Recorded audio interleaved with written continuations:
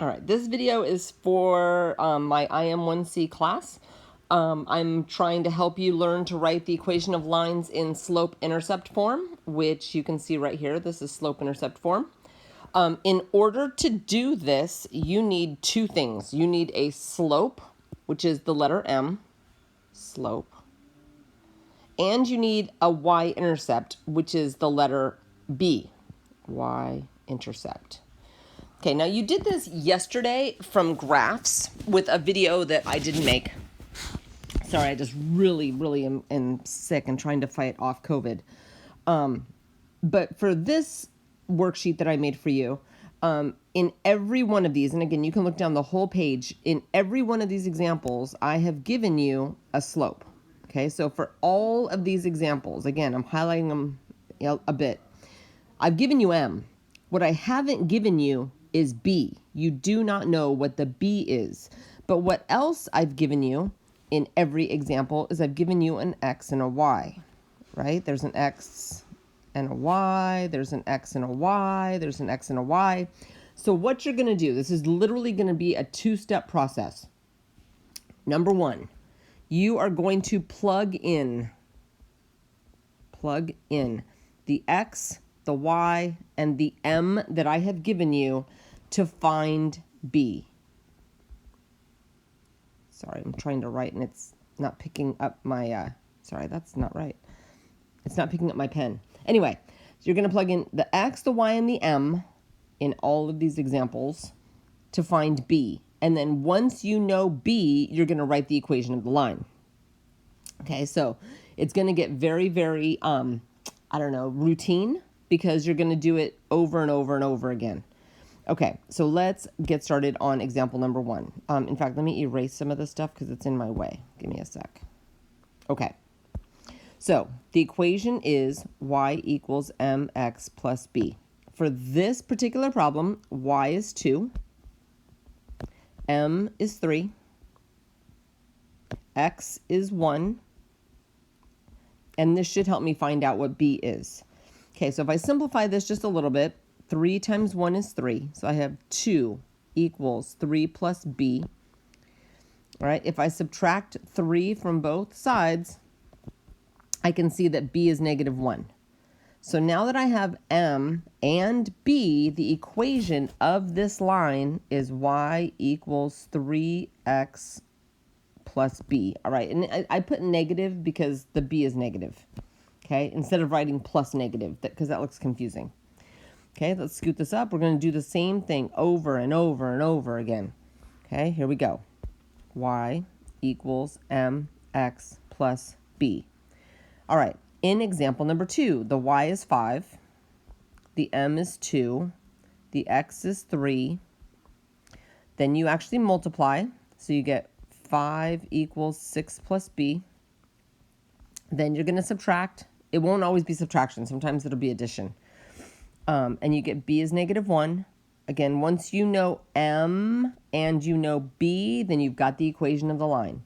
Y equals 2x minus 1. All right, on this next one, x is 1, y is negative 4, and m is negative 5. Here we go. Y equals mx plus b. The y is negative 4. The m is negative 5. The x is 1 plus b. Multiplying right here, we get negative 4 equals negative 5 plus b. All right, and like I said, you won't always be subtracting. On this one, we're going to add 5 to both sides so that we can figure out what b is, and b is 1.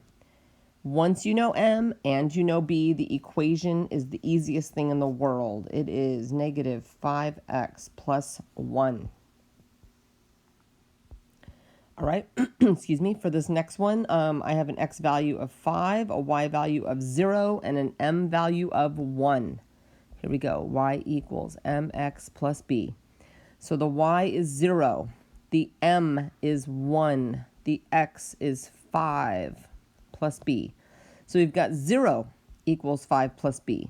Again, I need b by itself, so I'm going to subtract 5 from both sides, and I'm going to get b equals negative 5. So here we go, y equals mx x plus b. All right, notice on these next ones that, like here, I have a fraction for m. Here I have a fraction for m. That's okay. All right, the process is exactly the same. Here we go. Y equals mx plus b. The y is -4. The m is 1/2. The x is 2 plus b. Multiplying here, you're going to get 1. Y equals 1 plus b. Excuse me, -4 equals 1 plus b. Subtract 1 from both sides, we get -5 equals b. And again, once you have m and b, you have everything. Y equals 1/2 x minus 5. All right, scooting this up, we got 3 more. All right, so this one I have an x of 0, a y of 8, and an m of -1/4. Okay, so again, always start with the equation, and let's plug in what we know. 8 is equal to -1/4. The x is 0 plus b. All right, now when you multiply here, you get 0, which means if that equals 0, that 8 equals b. Well, that one's pretty nice. So here we go. We end up with y equals -1/4 x plus b. Okay, moving on to number 7. I have a equation right here. Y equals mx plus b. Y is -2. M is 3. X is -3. Multiply these together. So now you have -2 equals -9 plus b. Then you add 9 to both sides. So that means that b is equal to 7.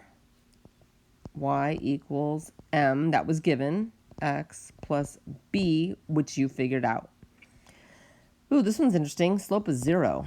All right, here we go. Y equals mx plus b. Let me get rid of that. The y is 2. The m is 0. X is 7. Multiplying here, we get 0. So that means that b is 2. So when you write this equation, you're going to have y equals 0x plus 2. You don't need to write the 0x. All right, 0 times x is just 0. It literally just disappears. The equation here is y equals 2. All right, hope that makes sense. I hope to see you soon. The assignment is going to be on Delta Math.